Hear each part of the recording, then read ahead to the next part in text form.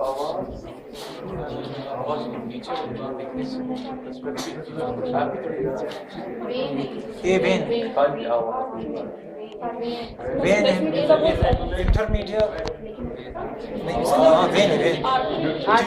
when when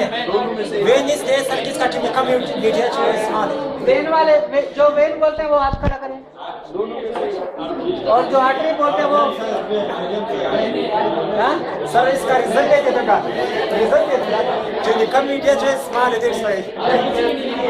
बस बस ये लार्ज आर्टरी है जी आर्टरी जो कि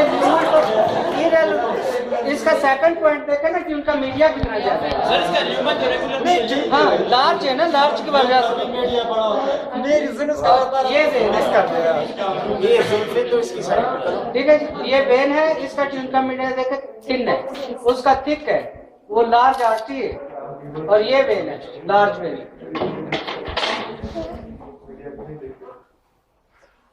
खैर चल जाएगा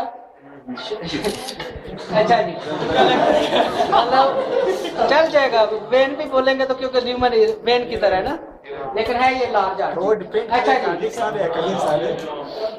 अभी एक्चुअली आर्टरी का न्यूमन किस तरह होता है रेगुलर और ट्यून का मीडिया थिक और एडवेंटिशिया ठीक है जी और वेन में न्यूमन इरेगुलर ट्यून का मीडिया थिन और एडवेंटिशिया